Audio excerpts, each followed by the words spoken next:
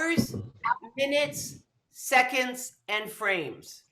So when you start getting into time-based media, those time code signatures become really important because you often have notes that may be giving you time code benchmarks to be working on. So that's important to remember that that's what is going to be happening. And that's the signature that we have. So when you get into timeline, Thomas, can you turn your sound off? Oh, I just did. You're good. Okay. So here, just remember that the time code is this, as far as hours, minutes, seconds, and frames. And that's really important to remember that. So I'm just going to turn this off and turn this off as well. Okay. So now here are my layers. And a couple of things that you can accomplish is you can export this as a PSD. So that's one of the things Tatiana could also do. But I'm going to see if she's going to export it. I want to see when she comes back and tells me, like, yes, import AIs, because when you import Illustrator or Photoshop into Photoshop, Premiere is a video editing program, and After Effects. Those two programs are very different, but they do the same thing as far as editing video. So filmmakers, most filmmakers only know Premiere. Some special effects editors, video editors who are more visual, more digital designer, more special effects know After Effects. And so it's important to know those two. Now, Photoshop, as we have here, Photoshop is an image manipulation program. And so often in film, in digital design, you have to manipulate the image to make it be what you want it to be. It could be digital design, whatever it is. And so what's important is that you understand how you use these programs. And as I just explained to Tatiana, and you know, this is what she really needs to get her really understand, is when you have a bitmap, you cannot scale it up because it loses its resolution, which is why we love the vectors. The vectors are points. It's computer information. You can scale it, and there is no bitmap. It's a line. So you can import that into these programs. You know, like what we're going to do. So let's prepare this so I can show you. So I have this file. I am going to save it as, so it's different than what we have. So I'm going to go Ravel Motion Video 01. Do remember, file naming is super critical in this industry of multimedia. It's not fun if you're disorganized. It's all I have to say. And so many people are not organized, and it's hell, basically.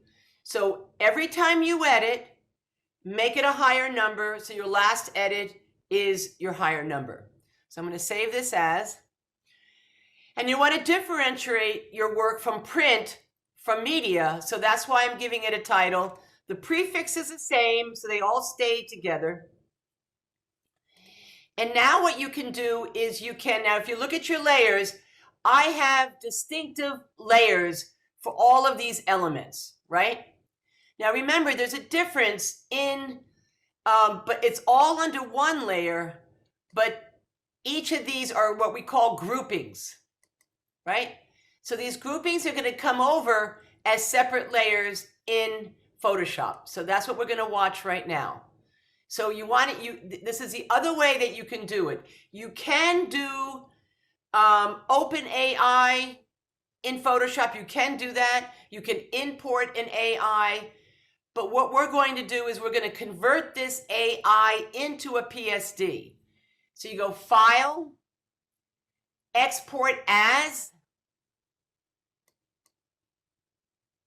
and right down here, you have all kinds of formats. So now what's important about this is that all these deliverables, all these formats deliver for different industries. So as you can see, a DWG would be for CAD, engineering, architectural, right? And then CSS, let's just, we can look at this. I mean, I love when I open these things up. This could write the code in CSS. Jpeg, right? Remember, Jpeg has no transparencies. Now, Tatiana made a ping. It has a transparency, but she's forgetting the fact that if you have to scale it, you're going to lose the bitmap. You're going to get the bitmap. And now there's PSV. Now, SVG is code, scalable vector graphics. That is what you used in your 3D printing. TIFF is also for print. It's a very high quality print. So a lot of printers, offset printers that do t-shirts, that do posters, they may ask you for a TIFF. Now what's interesting that's not here is a EPS. Let's just do that for a second. Save as. See here, you get a PDF and you get an EPS. So PDF is obviously like a JPEG. Anybody can read it. It's an Acrobat document. It's very hard to edit. It's not like a Word document PDF. And then you see EPS. EPS is also what printers want. When you do package design, posters, brochures, EPS is often what printers need. So let's just remember those formats in getting things out of programs like Illustrator. So let's go back to export as. And what we're going to do is we're going to make it a Photoshop file right here. Motion. Oh yeah, I had the video. That's what I wanted. There we go. Okay, that's all good. And I want it to be PSD. Now, this step is very important. You want to be sure you write layers. Keep it to be whatever it is. Just be sure that the right layers are there. So now it's converting it to be a PSD. And now we're going to open it up in Photoshop.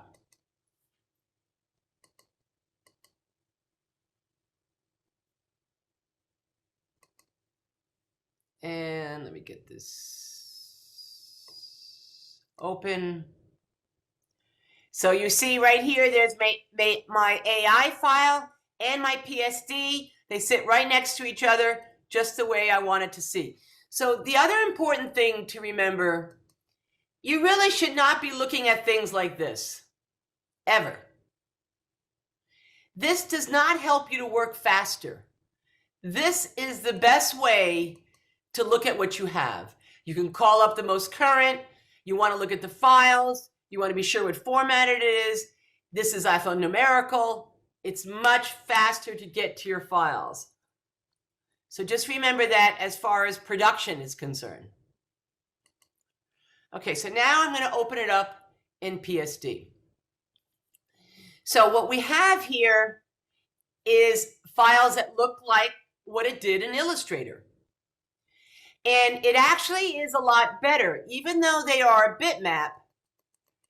The line, and I have to tell you this, that if I export it, I'm going to do this just to show you. But even if you, because right now it's a bitmap, and how do you know that? Because you can see the pixel dimension, right? Versus if I was an Illustrator and I did this, there's no bitmaps. There's no pixels. So it's really important to realize where you are. And what I have found is that if there's any design that's in a time-based content, it's really good to create it in Illustrator and bring it to Photoshop.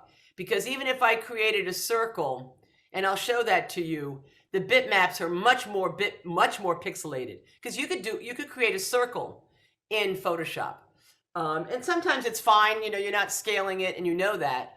But the point to be made is it's important to realize what you have. So now what you need to do is you need to organize this so that it feels a lot cleaner and easier. Because in time-based, you often have a very distinctive list of assets, whether it be live action, whether it be Photoshop, or whether it be Illustrator. You have things that are very straightforward as far as a layer is concerned. And so what we need to do is to get these things to be compressed. So the first thing you do is turn everything off and work with one layer at a time. So I have this is my main layer. So I've got, that has to be on. So I'm going to turn this on. And let's move this over here so we can see this. And let me zoom out. Make sure I have everything here.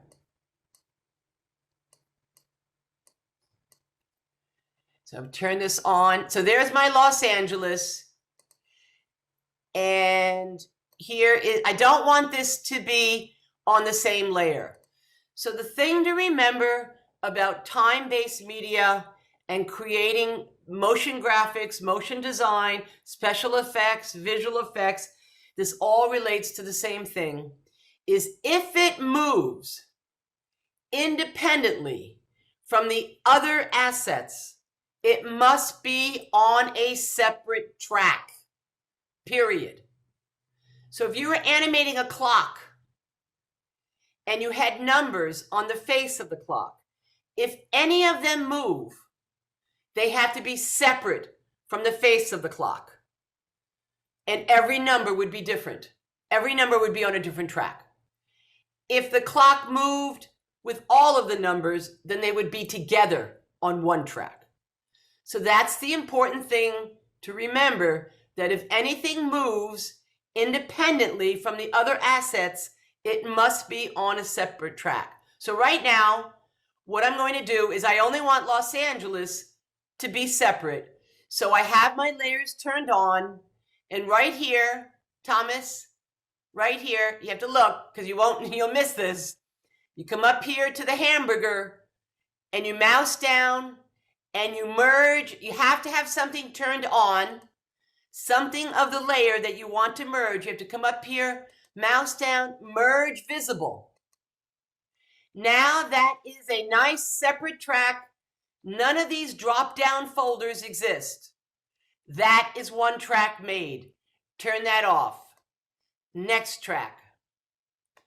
Blast.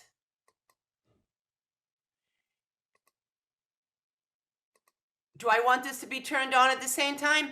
Yes. I want the tan and the title to be turned on at the same time. So I'm going to select that layer. This is the only thing that I want to be on the track.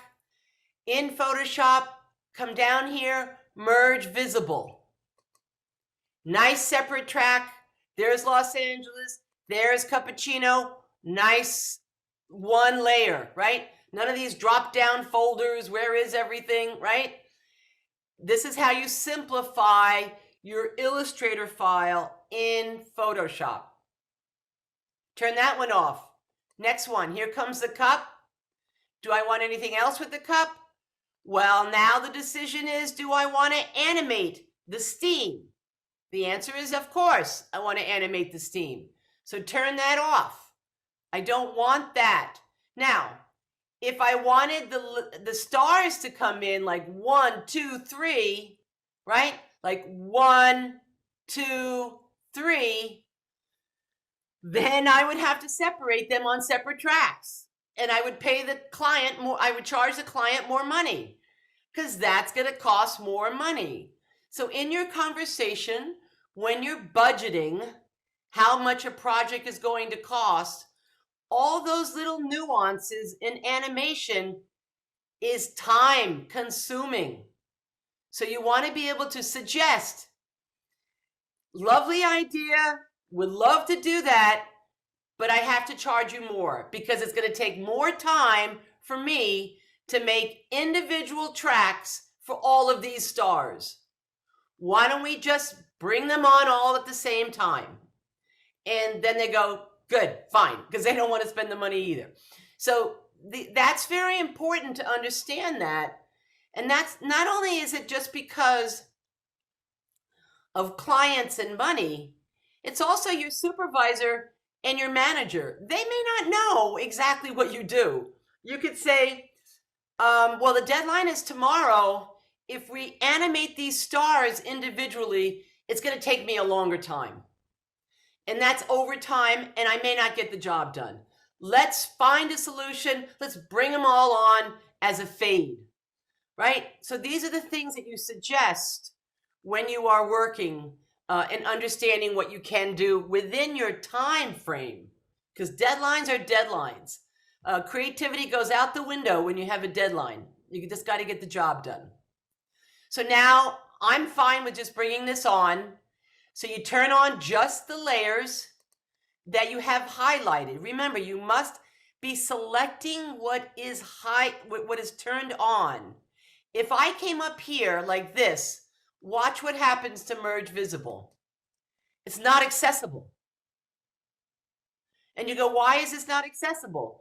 And then again, you always double check, I haven't selected what is on. And then you come back here and now it's accessible. So that's one thing that's great that the softwares do today, is that if something is not acceptable, then it's something that you have not done. And it always is off in your selection. Okay, so that's done. Let's go to the next one. Now here's my Steam. So yes, I want that to be a separate track. So I'm just going to highlight this, merge visible. Now that's a separate track. Next one, I want that to be a separate track. Merge visible. Turn that off. Turn this one on. Oh, that's my flavor. Oh, there's my flavor. You can't see it. It's right down here. So I'll make that. That already is. You can see, so I can just turn that off. Let's turn this on. White stripes coming in. Yes, I want that to be visible. You see if there's anything else. Nope, that's good. Highlight that on. Yep, white rectangles. Merge visible. Good. Turn that off. Turn this on. Everything is good. So I want to make that be visible as well. This is just an empty file. Don't need that. You don't have to delete that. But I don't want this folder, so I'm going to go merge visible. Now I have all my layers in a much better way to be working. And the reason why you're preparing this is because we're going to now turn on the timeline. So I'm going to save as, and now my PSD that was an AI has just been overwritten as a Photoshop PSD, corrected with all the layers. So that's how it's important to be able to convert these to be the PSDs that you want them to be. Okay, so now what we want to do is now we're going to animate this. So next thing you do is go to timeline. So now again in timeline, there's a couple of things to know that this timeline, you have two timelines.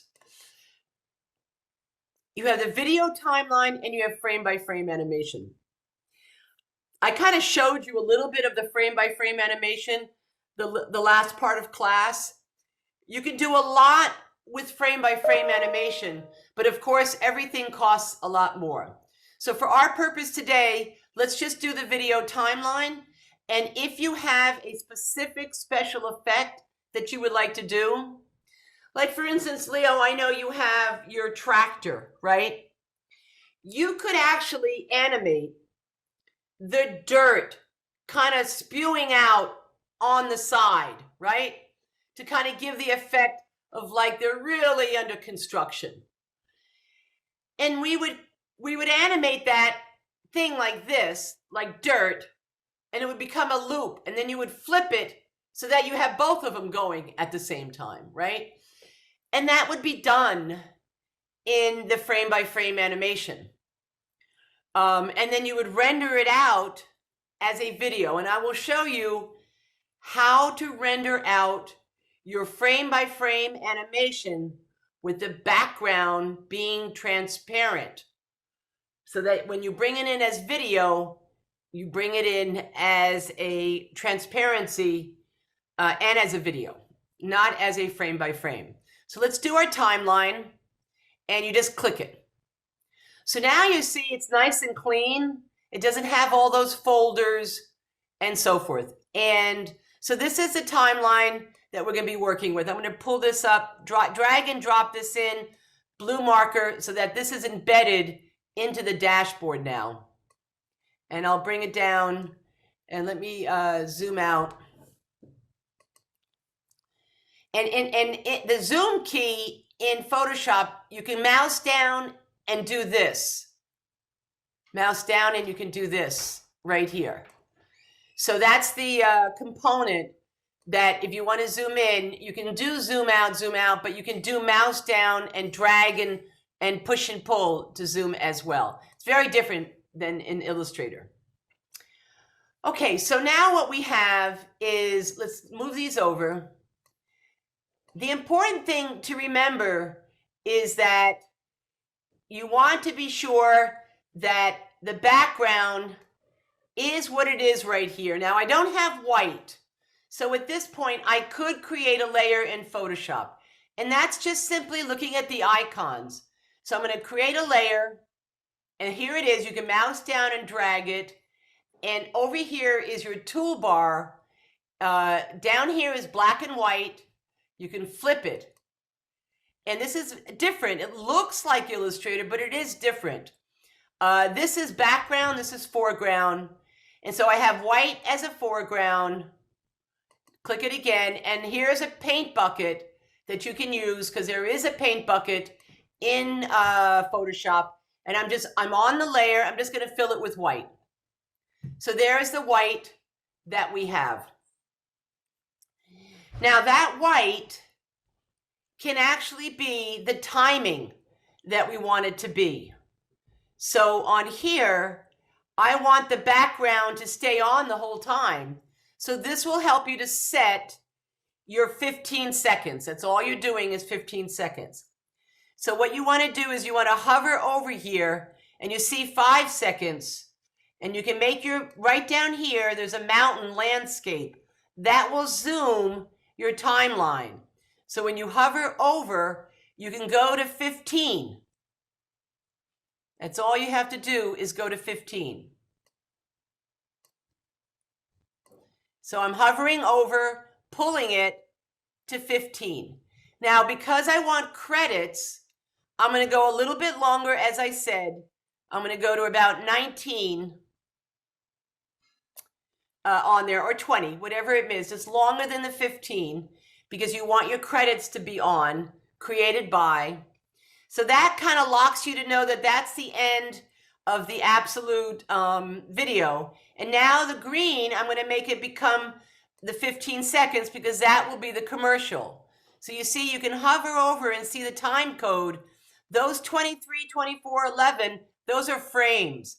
So right now it's 14 seconds, 15 seconds, and right here is 15 seconds. So now, you know, this doesn't really, there's a little bit of a ballpark. You know, you could do 1501 or 1502, but if you were for broadcast, you have to lock it in exactly. But for web, not a problem, right? For broadcast, and broadcast is going to go away. So Things are what it is in streaming. So now that circle is what I want. Now watch what happens. I can now bring this up to cover those, because I know I'm going to lock these down. So you want to lock them. Lock them so I don't move them. Because you can accidentally click things, especially when you're trying to move type and so forth.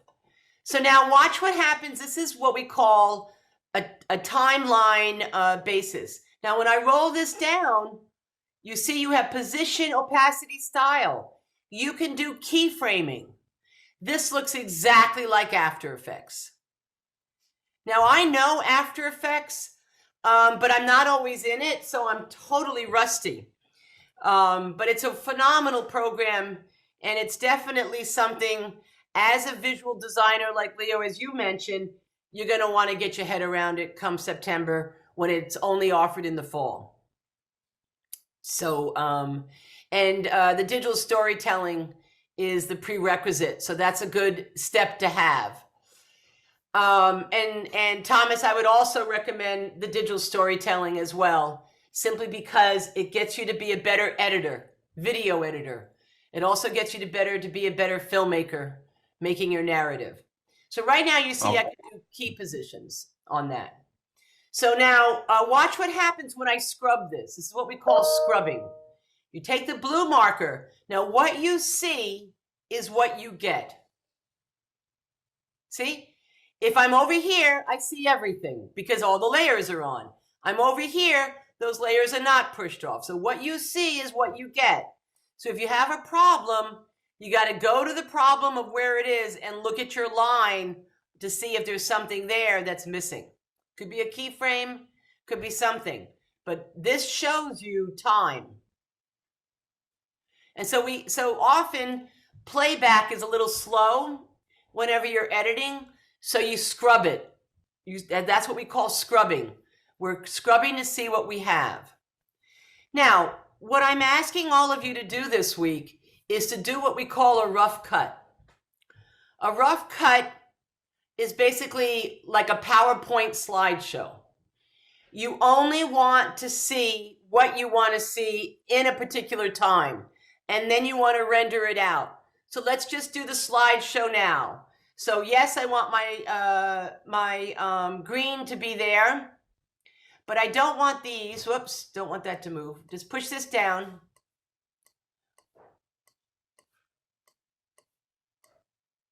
Close this up. I'm not doing keyframing yet.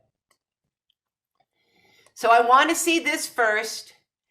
And then I want to see my horizontals come in like that.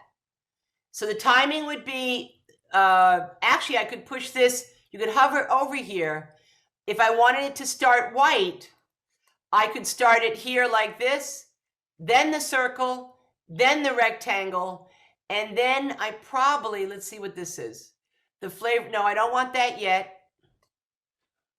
And you can actually bring this down and organize it because you want it in the timing. So then the circle goes on top. I do want that. Circle comes in. What could possibly come next? Do I want that to come in next? That could be possibly the next thing to come in. And so I could drag this drop if I wanted to. So now it's closer. This is what we call staggering. So for the slideshow, it's staggering. Let's see what this is. Bring this over.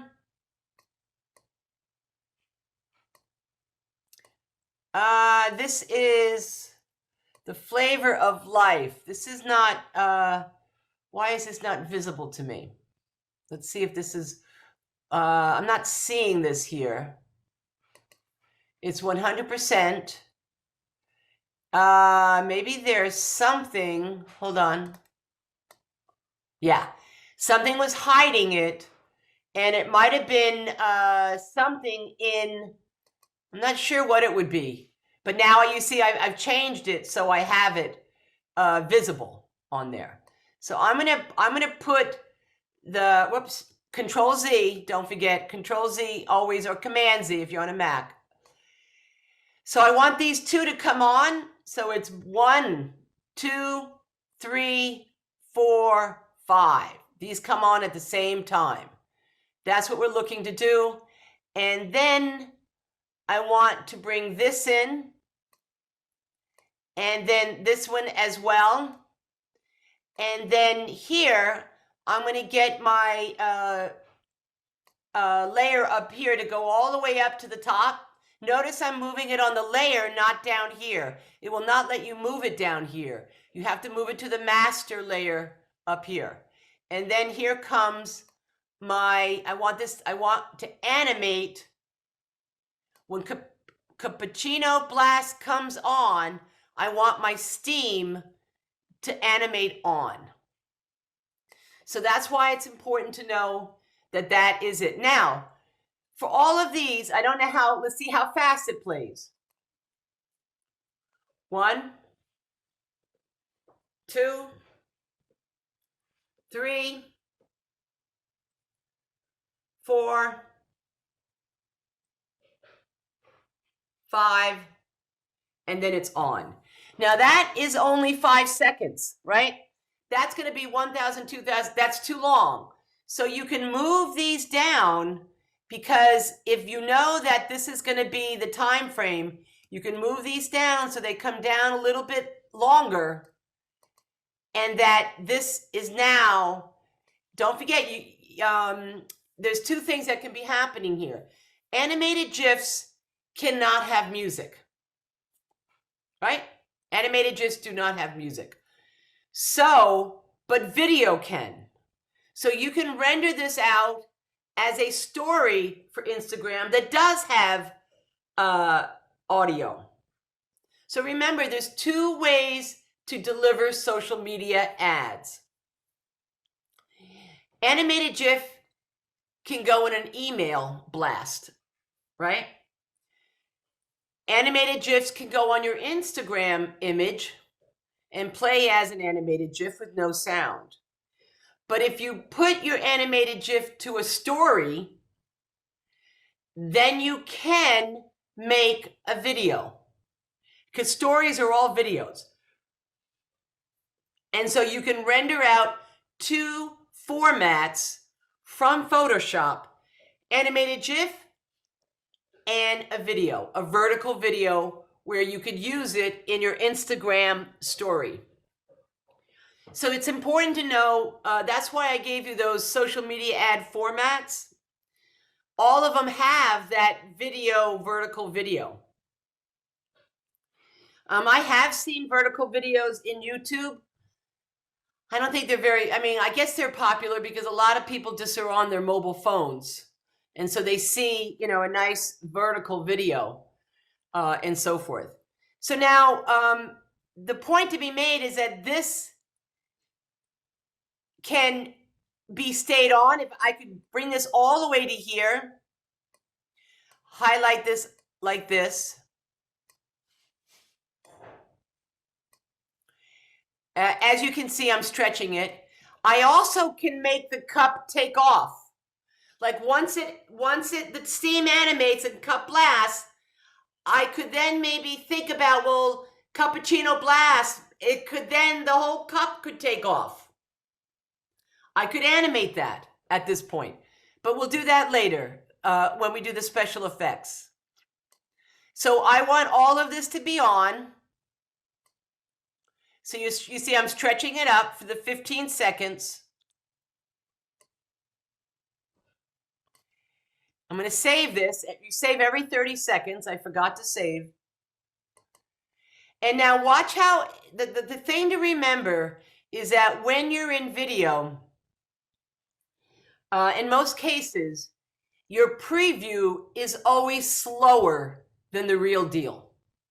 So never think that when you're looking at your preview, which is what we're doing, it's the real deal. In most cases, it's always slower. So that is why you always stop and render and see it in real time to be sure it's what you want. Okay, so let's do that now so I can walk you through that format. So we're going to go File, Export, Render as Video. That's the video, right? We'll do that next. Let's do it for web first, because in actuality, your animated GIF could be different than your video. We shall see. Now, why is it that I don't have an accurate answer for you? It's simply because it depends on what is the content. If there's a lot of anti-aliasing, it could be faster or slower in animated GIF. If there's no anti-aliasing, it could be all the same. So you just never make assumptions when you work in digital media. Always look at the deliverable at its format that it's going to be delivered. So let's do web first. So we go to Export, Save for Web. Animated GIFs are saved for web. And GIF is what you want. And GIF is all you get with 256 colors. So let me zoom out so you can see this a little bit more. Now, why the preview? Let's go back. I'm going to cancel this. It's probably because I don't have anything on. I just want you to see something. So when I do save for web, you see it.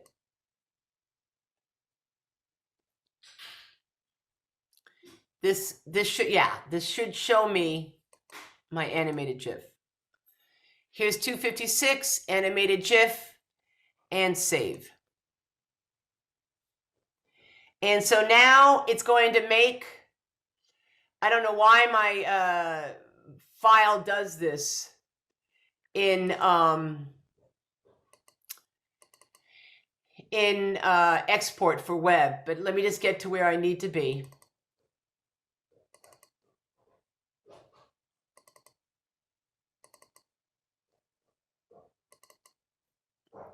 And here is my GIF. You see, these are all GIFs that are in my folder. I don't see anything else, which kind of freaks you out, but it's because it is a GIF.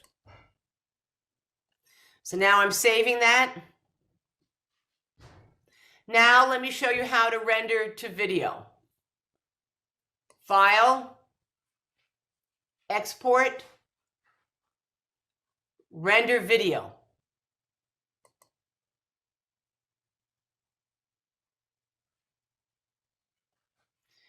Now, this is a typical window that you will see, pretty similar to Premiere and After Effects as well. What's important to remember is you always check where it's going. That is what you do with anything you work on with a computer, is where is it going? That's the first thing you must look for, is where is this document going to go? Just as you saw, that window that popped up before on the GIF was completely in left field as far as where my file actually is. So sometimes a computer messes you up like that. So always check where things are going. So there's your folder. It's all good. You could create a subfolder, but we're not going to do that. This is what you want. This is what you do need to have downloaded from Adobe. You want to be sure you have this downloaded, Media Encoder. H.264. Now, you may not have that. This may be set up for you. So when you mouse down, don't do QuickTime. Be sure you do 264. Then also, these are all the different codecs that are for deliverables. Now, it depends on who you're delivering to, right? There's Android, there's iPhones, there's HD for feature film. You can make a feature film with what we have here. So, what is the difference between H.264 and 263? Because I have both of those as an option. H.264 is the standard format. H.263 could be a European format. Oh, okay. So honestly, Leo, I don't really know. Okay. But what I really do know is H.264 will always give me what I want. Are you on a Mac? No, I'm on Windows. I'm on a Windows too, so I don't know why you have an Uh, H.263. I have a graphics card on my computer, maybe. That might be. You know, I mean, that's a good Google question. I have no idea, right? You know, it Yeah. could be something for gaming or whatever. Are you doing the game design class? Yeah, I'm doing Okay, the interactive technologies game design, yeah. good. Spread the word. We got to get that rolling, get that enrolled. We got 5 so far, which is the best it's ever been.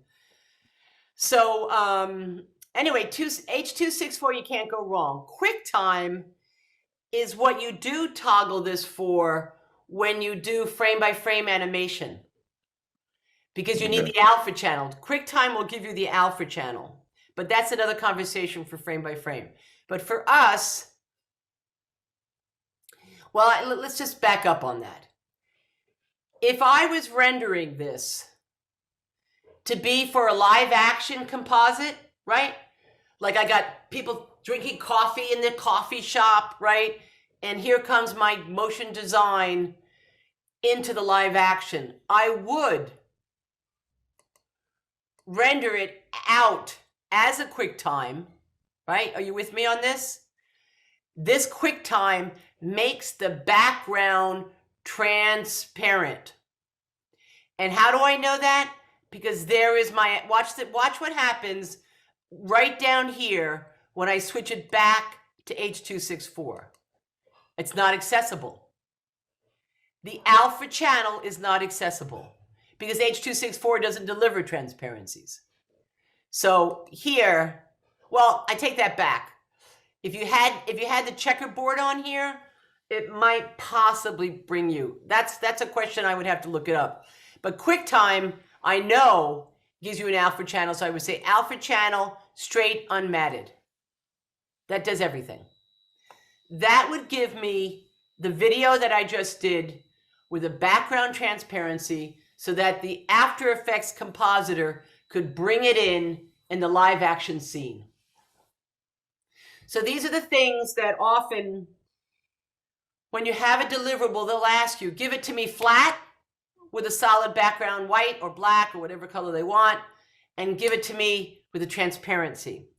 The more variety of deliverables that you give a special effects editor, the more they can do with it. And so often, sometimes they'll even say, render every layer out as a individual. But you know, those are things that you do upon request. So for our purposes, we just want H.264.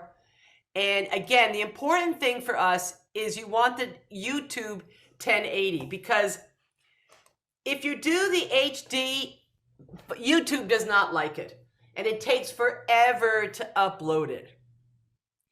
So YouTube has a really good algorithm for all of their videos. So I prefer them over Vimeo. And the funny thing I have to tell you, you know, I look at the classifieds every week, and there actually was a classified ad in the New York Times that was for Vimeo, who wanted a programmer who was experienced in writing algorithms for video. I had to laugh because that is actually their biggest problem. Their videos play slow, they load slow. The interface design looks really nice and creative and artistic, and everybody likes Vimeo because it has a really lovely visual design. UX, UI design is what we call. But the playability is terrible. And so that's why I laughed when I saw the classified ads. The Kodak programming that Google has is brilliant. And so your videos always play really well. The dashboard is real straightforward. You can do frame by frame viewability and everything. So you want to be sure your YouTube H1080. Now, sometimes people who are streaming, like if you're sending work that's going to be live streaming, they may tell you exactly what they want. They may say, I want your format to be rendered out as something, something, whatever it is. So now you can see how all of this, like Apple TV, right? That might be what somebody wants your video to be rendered out as. So don't have your different deliverables, but for our purposes, because we want to go to YouTube, you want the YouTube right here. And is all you have to do. You don't pretty much everything is set. Here's your idea about video interlacing, 29.97. That's your ratio. Now I'm interestingly enough, I am not the size that you guys are. So this actually, I was surprised it rendered it as is. So we're going to render it now. And then I'm going to show you the playback. Zoom does have a little bit of a delay in video, so we're not really truly, I mean, you are not truly, and I'm not either because I'm on Zoom as well. Just like Tatiana said, she can't open up her After Effects when she's on Zoom. So it's rendering now, and we're going to play back the two so you can see how slow the timeline is when we utilize the video on that. I've actually recorded this session, so you can be able to go back. I'll upload it and put it to my YouTube channel for you so that you can see the steps that we did in how we bring things in. So again, you can bring things in, you can go in OpenAI, but that merge visible is the step that you want to be able to do to simplify the folder display. As you can see, much easier to see straightforward layers in Photoshop versus in Illustrator. Illustrator actually creates all your sub-layers, as they call them. And that's because they're vectors. In Photoshop, you often have to create your very own layer. Otherwise, it merges them. If you haven't made a new layer, whatever you're creating new, it will make. Okay, so that just did what we wanted. So let's call this up. And here is my MPEG 4. So you see that just rendered my MPEG 4. There's my GIF. There's my MPEG 4. So now let's take a look. First, I want you to see what it looks like in preview time. So this is what I'm asking you to do, is to simply do a slideshow. And, like that, I probably would want that to come on sooner, whatever it is. And I'll show you the keyframing, which we probably will have some time for. And then I would be animating, but you see how slow it is, right? So now I would probably be animating that a little bit sooner and so forth. So now let's open up these other files. Let's open up. Now here, right click, open with, let's open it up with Chrome.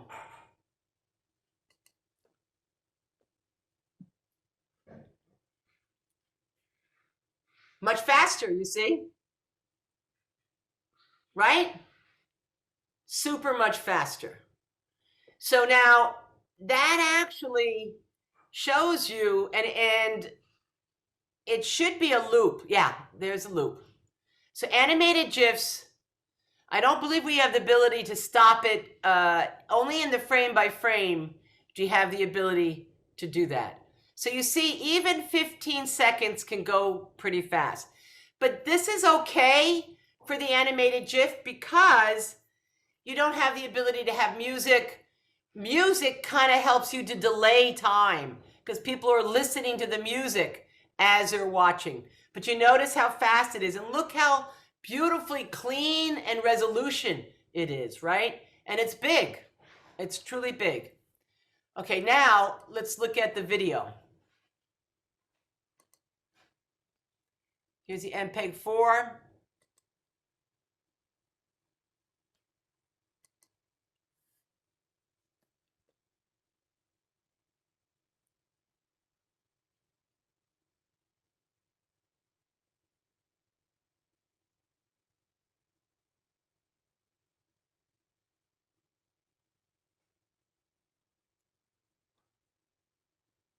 So I'm looking at it here on,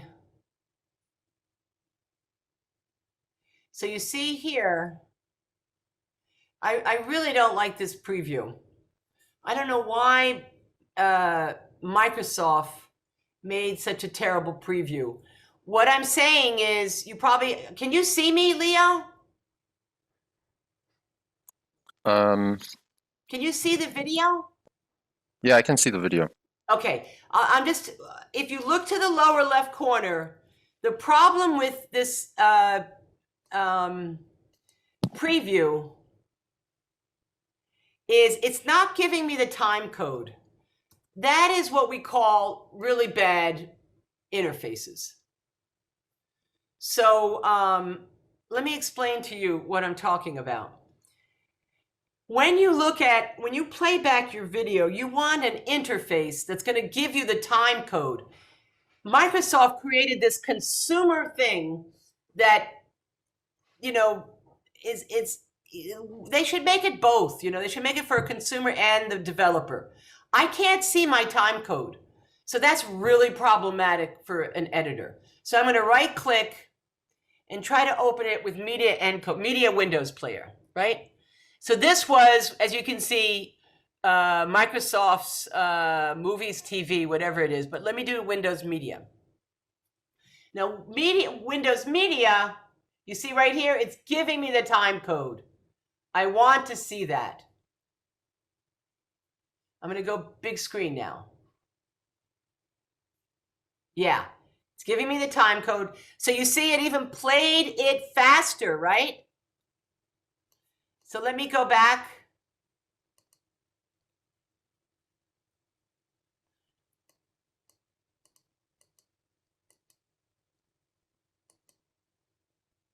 So you see, time code is really important to see. Let's go bring it all the way back.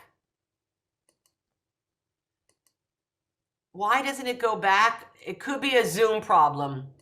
So, you know, I shouldn't complain, but I'm going to manually bring it back. Now I'm going to see it in real time and watch my time code.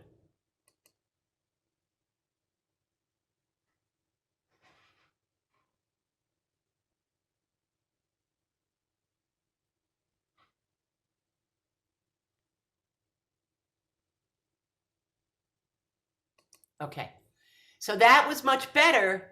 And if you notice, the playability was definitely more in real time than that preview of what Microsoft Windows gave me as a playability. And I wasn't able to stop it and look at the time code and go, where am I in my time code? Because I could go back to Photoshop and fix something. Now I left a lot of empty space here because I'm going to have this cup shoot up in position. So let me show you how we're going to do that. So right now I'm going to drop it down. Now it's only a position change, so I can show you this. The other tweens that we always talk about in class the last couple of weeks, the shape tween, the motion tween, the appearance tween, those are transformed, and I'm going to show you how to do that as well. But this is only a position change, so I'm going to show you this right now. So right now, let me get my cup. My steam, where is my steam? My steam is right up here, top layer. Okay, good. So steam is there. Los Angeles, I don't really care for. I could bring that down. And what I want is my cup. I want my cup next to my steam. So bring this back up. Okay, so now these two guys are going to go up. So in tweening, you have to lock your first keyframe. So we're going to move this up until I see it right there. That's the locking position. So we simply do this. Let me close this up. Here's a cup, and here is the steam. Now, I could swap this to a layer that has both of them together, but not to worry. This way I'll do it twice for you. So position, lock right here, and lock right there. Notice it puts the two keyframes there. This is exactly like in After Effects. This dashboard that you see right here on the left is exactly like After Effects. And so now I've got the position. I want it to hold for a few seconds, 7.5, 1,000, 2,000, 3,000. Gonna lock it again, lock, lock. What I have now is what we call a hold. I scrub it, it's not moving. And here's the next important tip I'm gonna show you that all editors need to start in the very beginning to have good habits instead of learning something and breaking bad habits. When you're on a dashboard like this, you never manually move to your keyframe because you are zoomed out and there's 29 frames within a second. You could be at 23 frame and not at 29 frame where the changes are supposed to happen. That's when you get glitches. He's like, oh my gosh, why did that happen? I didn't see that. And then you start zooming in and you go, oh my gosh, I made a change on not a right frame. Even in video, you have frames. So the good habit to have, and trust me, I forget to do it as well, and I go, Control Z. Just remember what I'm going to tell you next. These controls will bring you to the keyframes. Click, click.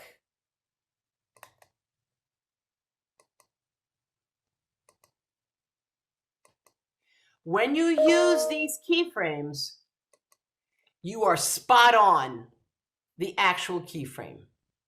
Not at 27, not at the next frame, but the frame that has the change.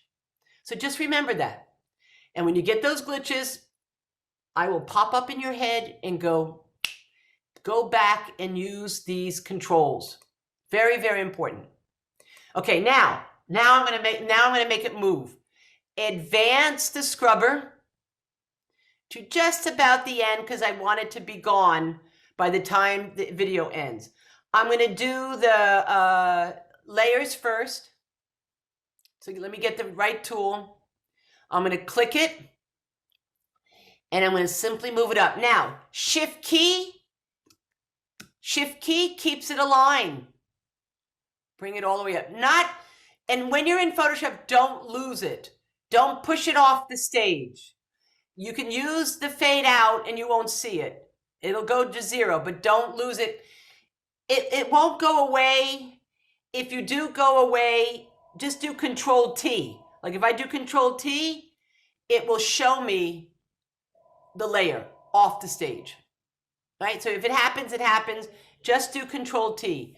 Control T is the scale tool and the rotate tool. It doesn't exist. It's a different tool in Illustrator. Control T is in Photoshop. Okay, so I did not make a keyframe. So, and then you want to double click it right up here. You see the check up here? You could check it or you could double click it. I always double click it. It accepts it. Now watch the scrub. There it moves, right? I'll do the next one. Get back to my first keyframe, go to my next keyframe, advance it. I don't want to land on it. I want to land on it to it. Exactly. Now this doesn't have a keyframe, so it's not going to advance, but I can use this keyframe to advance it. Now it's going to happen at the same time as the steam. And I have the move tool and I'm just going to move it up and Shift key, keep it aligned. And I'm going to just go right past it. And let's do it again.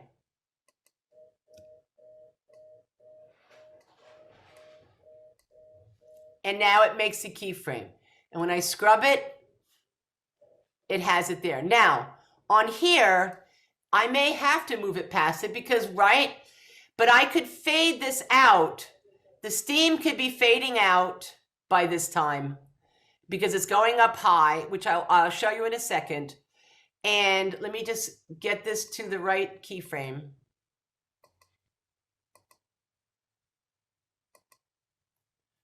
And I'm going to move that up, and that's fine too. So if I scrub it right now, watch. It doesn't look too good there. So I'm going to move this down, Shift key, so it's a little bit still aligned, and there it makes the keyframe for you. So the trick here, Control-Z-S for save. The logic behind this is that you manually make your first keyframe. You manually make your first keyframe. Then you advance it. Like that, you don't have any keyframes in the beginning, so there's no keyframes here, so you can manually move it because there are no keyframes. So you just move it to where you want to go, and then you move it like this, and then it will make it for you. So that's why it's important to realize that this is the way to edit in After Effects, Premiere, and in in Photoshop. You manually make your keyframe. I lock it. I manually made this because it's not a move. But once you advance it, then you move it. It automatically makes it for you, and you'll see that. When I first cracked this, it was like, oh, it just made me my keyframe. Okay, I don't have to manually do that. Whatever change you make, it makes it for you. And that's what, and that's a good thing. That's a good thing. Otherwise, you'd be going back and clicking keyframe, keyframe, keyframe. Now, I don't want this. Do I want this keyframe? Let me see. Yeah, I do like that. Now you scrub it like I'm doing. Scrub, scrub, scrub, scrub, scrub, scrub. And there it goes. Now, as I said to you, fade in and fade out. Here, this is all just keyframing right now. Now I'm going to show you how to do the quick visual effects. And that is right up here where my cursor is.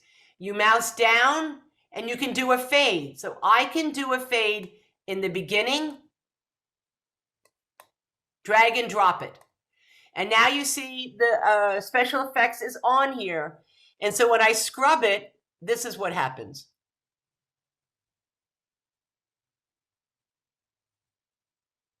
Now I could stretch that out if I wanted to.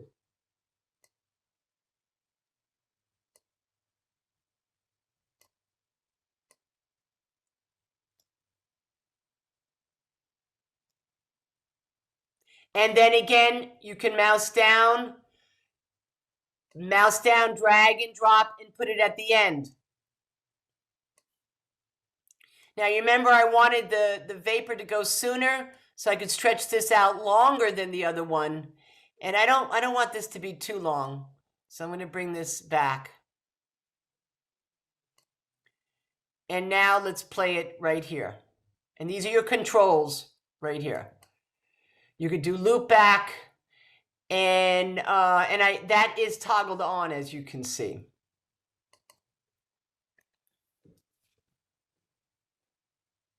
Now remember, it's slower than you see. Now there's a problem that I already see, but let's just show you as this does. Let's see what the transition looks like. And here comes, there's the keyframes, and here comes it going, going, going, going, and then it should disappear. And I will make that, because that layer is still too visible, I'm going to come back here and move that layer, do Control-T so I can see this, highlight this, Control-T, and I'm going to move it up, Shift-key. You have to kind of get, this is difficult because there, and move it out. Now watch what happens, and double click it, or that check mark. So now you see I'm fixing it, and I'm going to bring it down, Shift key, And there it goes a lot better. And I could bring that up here too, even higher if it wasn't visible. And by this point, I really want this to be more transparent. So you see right there, it's gone. And I actually have opacity. You could create your own opacity. And how do you do that? Is when you have this highlighted, you have opacity here. Right up here in the layer window is opacity. So you can keyframe the opacities even more so than what this fade in, fade out does. Now that is slow as it goes, but this is fine with what I want. And then I can also shrink everything. So now let me show you how to get the scale and rotate. So I'm going to, let's just do this for the brown circle. I'm going to scale this brown circle to just become larger. Now, there is no scale here, you see? So the way to do this, let me lock this, save this, I mean, is this arrow right here. This arrow right here. When you mouse down, it gives you the ability for scale and rotate. All you need to do is click rotate. Click rotate and toggle off the resize. And then deselect off of it, and boom, it changes. It changes transform, position to transform. And it's red. And it also has given you this icon that says, okay, I'm locking in things. Once you change things, I'm going to lock it. You can undo it, of course.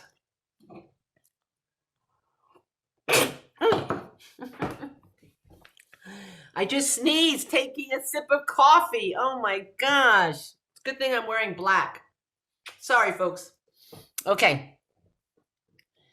So now you have something here that you don't really want because Photoshop has created for, so all you have to do is delete their keyframes.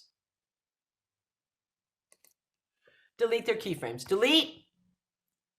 Delete. Now, I know I'm a whiner. I don't know why they don't change that. I don't want their keyframes. I want my keyframes. But they do that for the consumer. You don't want that. Just delete it. Because all you care about is that you got transform. Now, I sometimes, if I'm doing something in Photoshop, I just automatically get transform for everything. Because who knows, I might want to scale, I might want to rotate, whatever it is. So transform gives you everything as far as position, rotate, and scale. That's what you're looking for. So I'm going to lock this in. Lock it. There's my keyframe. Now, I want all of this to happen at the same time as my cup is moving. Well, maybe not. But the point to be made, if I did, that's when you come up here to this one and you advance it to know where that starts so that when you're here, you're at that right spot. You can manually do it, but again, one frame off can make a glitch. So I'm at the same keyframe that this begins. So now I want it to be a hold. So again, I lock it in. I don't want this guy to move at all. So you're locking your keyframes in. Now I'll advance it to the next one.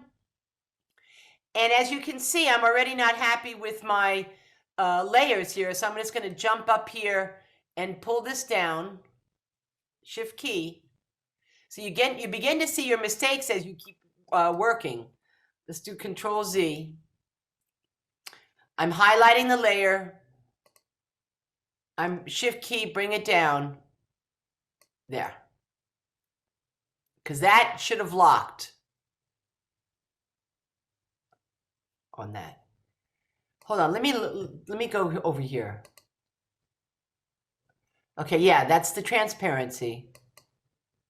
That's good. And that's good. Okay, good.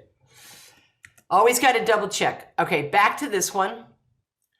Let's get back to the keyframe. That's a hold. I'm going to advance it to here. And this is, I just ballparked it, so I don't really care at this point for this one. And now I am going to Control T. That now gives me the brown sphere, and I'm going to scale it up. I'm going to do, now you don't, here's where you really get frustrated because they just changed this. So if I'm frustrated, I know you're going to be frustrated. You do not need the shift key for scaling in Photoshop. I'll repeat that. You do not need the shift key to scale in Photoshop. If you use the shift key, you actually distort it. In Illustrator, you need the shift key. You need the shift key. They changed that. So even I am trying to correct myself when I'm in Photoshop. But what you do need is the Alt key down for it to scale centered. So my Alt key is down, and I'm at an advanced situation. I'm down here, Alt key down. I'm going to just scale it like that. Double click it or say accept it here.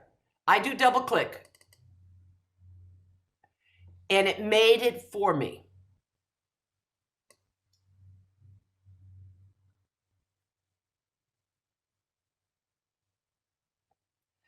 And that is why we love motion design. So I love visual effects because I love the design. I love to do static pictures. I do static paintings. I love that. But when I can move it, I'm like a kid in a sandbox. It's like, whoa, what can I do next? So it's really, really fun. And it's very creative, but it's also very, very technical. But every creative tool is technical. Music, painting, ceramics, all of them are very technical. We all need our tools, and we all need to know how to use them. This is what keyframing does, and those tweens that I talked about. If you know all those tweens, that's all you need to do is to find the tools that will give that to you.